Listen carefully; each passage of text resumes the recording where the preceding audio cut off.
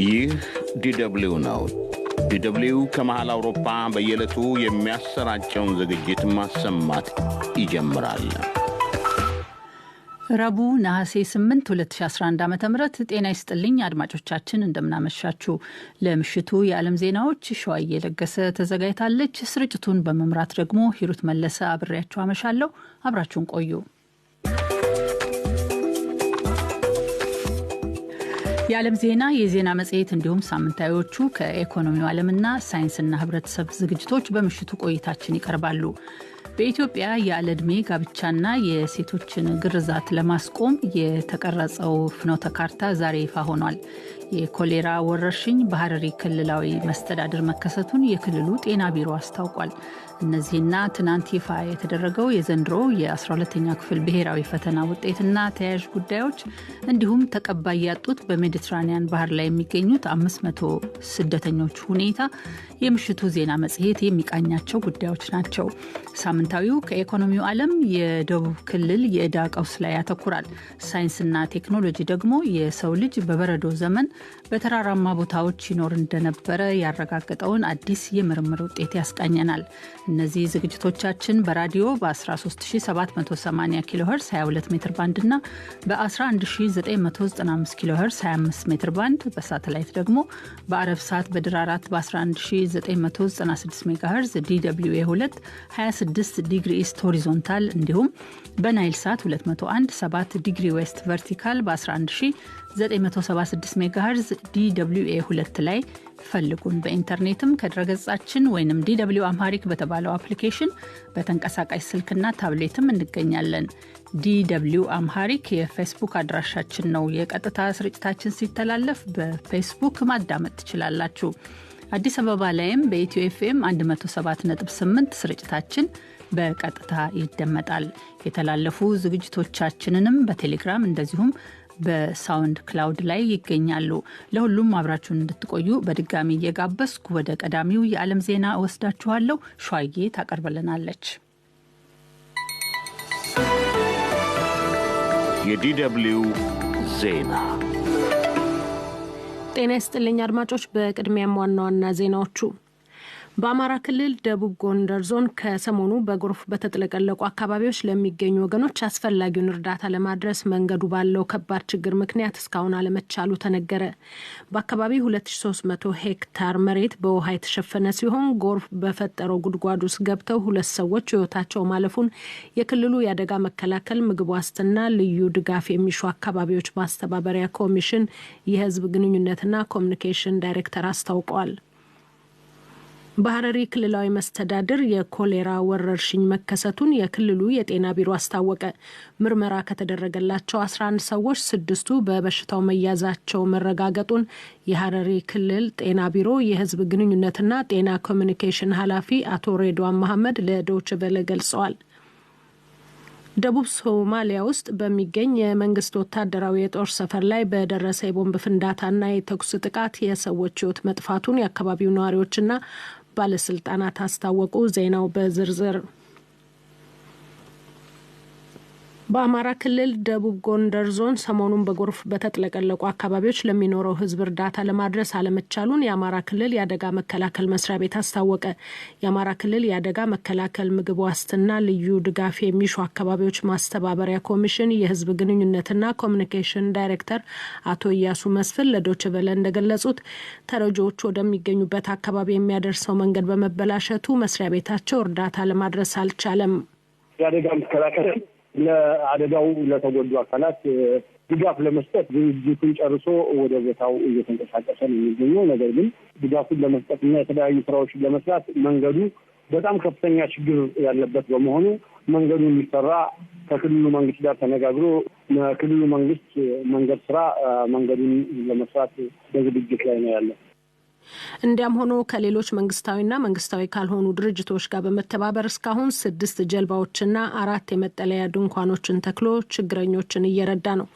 በጎርፉ ለችግር የተጋለጠው ህዝብ ቁጥር ለጊዜው አለመታወቁን በመግለጽም ከጎርፉ ጋር ተያይዞ ሊከተል ለሚችለው የጤና ችግርም ከወዲሁ የክልሉ የጤና ቢሮ ከፍተኛ ዝግጅት አድርጎ ቅንጅታዊ ስራ መከናወኑንም አመልክተዋል። አቶ ኢያሱ በተጠቀሰው አካባቢ ወንዞች ከገደባቸው አልፈው ያስከተሉት ጎርፍ በፈጠረው ጉድጓድ ውስጥ ገብተው 2 ሰዎች ህይወታቸው ማለፉንም ተናግረዋል።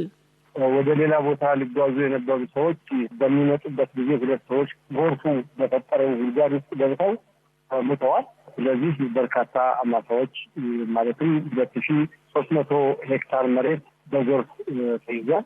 እንደዚሁም በርካታ ነዋሪዎች ለስጋት ተዳርገዋል። የአካባቢው ነዋሪዎች ከዚህ ቀደም ቆጥ በመስራት በራሳቸው መንገድ ከጎርፍ ይከላከሉ እንደነበር ያመለከቱት አቶ ኢያሱ የዘንድሮ ከአቅም በላይ እንደሆነ ገልጸዋል። በዘንድሮ ክረምት በአማራ ክልል ለጎርፍ አደጋ ከተጋለጡ አካባቢዎች መካከል ሊቦ ከምከምና ፎገራ ይገኙበታል። በሐረሪ ክልላዊ መስተዳድር የኮሌራ ወረርሽኝ መከሰቱን የክልሉ የጤና ቢሮ አስታወቀ። ቀደም ሲል ኮሌራ በኦሮሚያ ክልል ምስራቅና ምዕራብ ሐረርጌ ዞን በሶማሊያ ክልልና በድሬዳዋ አስተዳደር ተከስቶ ብዙዎች በበሽታው ቢያዙም የከፋ ጉዳት እንዳልደረሰ የድሬዳዋ ዘጋቢያችን መሳይ ተክሎ የላከልን ዜና ያስረዳል። የሐረሪ ክልል ጤና ቢሮ የህዝብ ግንኙነትና ጤና ኮሚኒኬሽን ኃላፊ አቶ ሬድዋን መሐመድ ለዶይቼ ቬለ እንደገለጹት ምርመራ ከተደረገላቸው ታማሚዎች 6ቱ በበሽታው መያዛቸው ተረጋግጧል። ኮሌራው አንድ 11 ኬዞች ነው ተጠርጥረው ያስገባ ነው። ከዛ ውስጥ 6ቱ ፖዚቲቭ ሆነው ተገኝተዋል። 5ቱ በሕክምና ተደርገው ወደ አካባቢያቸው ተመልሰዋል። አሜሪካ ጤና ጣቢያ ውስጥ ሴንተራችንና እዛ ሴንተር ላይ አንድ ታማሚ ብቻ ነው ያለው። ሌላው 5ቱ አስፈላጊ ሕክምና ወስደው ተመልሶ ይሄዳሉ። በኮሌራ የተያዙ ሰዎች አብዛኞቹ ከኦሮሚያ ምስራቅ ሐረርጌ ዞን ካሉ አካባቢዎች የመጡ እንደሆነም ኃላፊው አክለው ገልጸዋል። አቶ ሬድዋን እንደሚሉትም ክልሉ የተከሰተውን የኮሌራ ወረርሽኝ ለመከላከል በቂ አቅምና ዝግጅት አድርጓል። ሐረር ከተማ የቆሻሻ አወጋገድ ስርዓቷ በርካታ ችግሮች እንዳሉበት በየጊዜው ይዘገባል። ደቡብ ሶማሊያ ውስጥ በሚገኝ የመንግስት ወታደራዊ የጦር ሰፈር ላይ በደረሰ የቦምብ ፍንዳታና የተኩስ ጥቃት የሰዎች ህይወት መጥፋቱን የአካባቢው ነዋሪዎችና ባለስልጣናት አስታወቁ። ዛሬ ጠዋት አውዲ ሄግሌ ላይ ጥቃቱን የፈጸምኩት እኔ ነኝ ያለው አሸባብ 50 የመንግስት ወታደሮችን ገድያለሁ፣ 2 ተዋጊዎችም ሞተዋል ማለቱ ተዘግቧል። በአካባቢው የሰፈረው የመንግስት ጦር አዛዥ ጀነራል ዩሱፍ ራጄ ኦዱዋ በበኩላቸው የመንግስት ወታደሮች ጥቃት አድራሾቹን መከላከላቸውን ተናግረዋል። እሳቸው እንደሚሉት ወታደሮቹ የታጣቂዎቹን ስልት በማወቃቸው ኢላማቸውን አክሽፈዋል። በዚህም በርካታ ታጣቂዎች አስከሬን በአካባቢው ወድቋል፣ ሌሎቹም ተይዘዋል። በተሽከርካሪ ላይ የተጠመደው ቦምብ ፍንዳታና ተኩሱን የሸሹ በርካታ ወታደሮች መመልከታቸው ሆኖም የተገደሉት ምን ያህል እንደሆኑ አለማወቃቸውን አንድ የአካባቢውን ነዋሪው ደግሞ ለሮይተርስ ገልጸዋል። በሌላ ከተማ የሚገኙ የሶማሊያ መንግስት የጦር መኮንን ሁሴን አሊ የተጠቀሰው የጦር ሰፈር አሸዋ በተሞሉ ጆንያዎች መታጠሩን በማመልከት በተሽከርካሪዎች ላይ የተጫኑት ቦምቦች የነጎዱት ከውጪ መሆኑን አመልክተዋል። ከመንግስትም ሆነ ከአሸባብ ወገን ጉዳት መድረሱን በማመልከትም ለጊዜው ትክክለኛው ቁጥር እንዳልተረጋገጠም ገልጸዋል። ባለፈው ሳምንት ነው የሶማሊያ መንግስት ኃይሎች ከዋና ከተማዋ በ70 ኪሎ ሜትር ርቀት ላይ የምትገኘውን የአውዲ ሄግሌ ግዛት አብዛኛውን ክፍል የተቆጣጠሩት። አድማጮች የምትከታተሉት የዶይቼ ቬለ ዲደብሊውን ዜና ነው። የማላዊ ፍርድ ቤት ሰብአዊ መብት በመጣስና በመግደል ወንጀል ተከሰው ጥፋተኞች ናቸው ባላቸው 3 ሰዎች ላይ የሞት ፍርድ በየነ። 2 ወንዶችና አንዲት ሴት ተከሳሾች የዛሬ 5 ዓመት አንድ አልቢኖ ማለትም የቆዳው ቀለም ከተለመደው የተለየ ሰውን በመግደል በቀረበባቸው ክስ ነው ጥፋተኛ የተባሉት። በተለያዩ የአፍሪካ ሀገራት አልቢኖች ከጥንቆላ ተግባር ጋር በተገናኘ ለጥቃትና ለሞት እንደተጋለጡ የፈረንሳይ የዜና ወኪል ዘገባ አመልክቷል። አምነስቲ ኢንተርናሽናል እንደሚለው ማላዊ ውስጥ 163 አልቢኖች ተገድለዋል። በዚህ ዓመት ብቻም የተገደሉት 22 ደርሰዋል። በድርጊቱ ፈጻሚዎች ላይ ምንም አይነት እርምጃ አለመወሰዱንም አምነስቲ በመጥቀስ ተችቷል። ተከሳሾቹ ፕሪስኮት ፔፑዛኒ የተባለውን ግለሰብ በብረት መተው ከገደሉ በኋላ አካሉን ቆርጠው በመውሰድ መቅበራቸውን የተገለጸው የማላዊ ፍርድ ቤት እንዲህ ባለ ተመሳሳይ ጉዳይ የሞት ብይን ሲወስን ለሁለተኛ ጊዜ መሆኑ ነው። እንዲያም ሆኖ ማላዊ ከጎርጎሮሳዊው 1994 ዓ.ም ወዲህ የሞት ቅጣትን ተፈጻሚ አድርጋ አታውቅም። የናይጄሪያ ፕሬዝዳንት መሐመዱ ቡሃሪ የሀገሪቱ ማዕከላዊ ባንክ ከውጭ የምግብ ሸቀጥ ለሚያስገቡ ነጋዴዎችና ተቋማት የሚሰጠውን የገንዘብ ድጎማ እንዲያቆም ትዕዛዝ አስተላለፉ። የፕሬዝዳንቱ ቃል አቀባይ እንዳመለከቱት ቡሃሪ ትናንት ነው ይህን ትዕዛዝ ለናይጄሪያ ማዕከላዊ ባንክ ያስተላለፉት። ፕሬዝዳንቱ ለባንኩ በጽሁፍ በላኩት ትዕዛዝ የውጭ ምንዛሪ ክምችት መዋል የሚገባው ኢኮኖሚውን ለማስፋፋት በቁጠባና በጥንቃቄ እንጂ ከውጭ በሚገቡ የምግብ ምርቶች ላይ መደገፍን እንዲያበረታታ መሆን እንደሌለበት ማመልከታቸው ተጠቅሷል።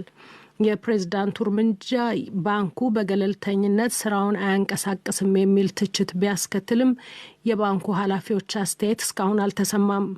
ፕሬዝዳንቱ አዲሱ እርምጃቸው የናይጄሪያን ኢኮኖሚ በማጠናከር የተሻለና ዘላቂነት ያለው የሀገሪቱ እርሻ ምርት የምግብ ዋስትናን ለማረጋገጥ ያለመ መሆኑ ተገልጿል። በሆንግ ኮንግ የቀጠለው የተቃውሞ እንቅስቃሴ የውጭ ኃይሎች የሚገፋው ነው እንዳይሆን ስትል ቻይና ስጋቷን አሰማች። በሆንግ ኮንግ ልዩ አስተዳደር የተባባሰው አመጽ በምዕራብ ፖለቲከኞችና በውጭ ኃይሎች ድጋፍ እየተቸረው ነው የሚል ትችት ከቻይና ወገን አስከትሏል። የተቃውሞ እንቅስቃሴው ወደ አውሮፕላን ማረፊያዎች መዛመቱም ድርጊቱ የሽብር እንቅስቃሴ ነው የሚል ውግዘትን ከቻይና የውጭ ጉዳይ ሚኒስቴር አስነስቷል። ቻይና የኃይል እርምጃ ልትወስድ ትችላለች የሚል ስጋት ባየለበት በዚህ ወቅትም የጀርመን መራሄተ መንግስት አንጌላ ሜርክል ለሆንግ ኮንግ ተቃውሞና አለመረጋጋት በሰላማዊ መንገድ መፍትሄ እንዲፈለግ ጥሪ አቅርበዋል። ሜርክል በጉዳዩ ላይ ለጋዜጠኞች በሰጡት መግለጫ ማንኛውም ነገር ጥቃትን በመከላከል መፍትሄ ለመፈለግ ወደ መወያየት የሚያመጡ አማራጮች መፈለግ አለባቸው ብለዋል። አክለውም በሁለቱ ወገኖች መካከል የሚደረገው ውይይት ሆንግ ኮንግ በጎርጎሮሳዊው 1997 ዓ.ም በደነገገችው መሰረታዊ ሕግ ላይ ተመስርቶ መደረግ እንደሚኖርበትም አመልክተዋል። ይህ ዶይቼ ቬለ DW ነው።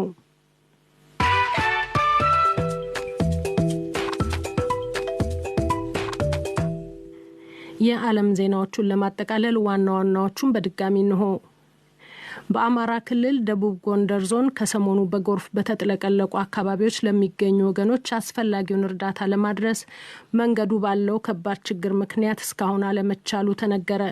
በአካባቢው 2300 ሄክታር መሬት በውሃ የተሸፈነ ሲሆን ጎርፉ በፈጠረው ጉድጓድ ውስጥ ገብተው 2 ሰዎች ሕይወታቸው ማለፉን የክልሉ የአደጋ መከላከል ምግብ ዋስትና ልዩ ድጋፍ የሚሹ አካባቢዎች ማስተባበሪያ ኮሚሽን የህዝብ ግንኙነትና ኮሚኒኬሽን ዳይሬክተር አስታውቀዋል።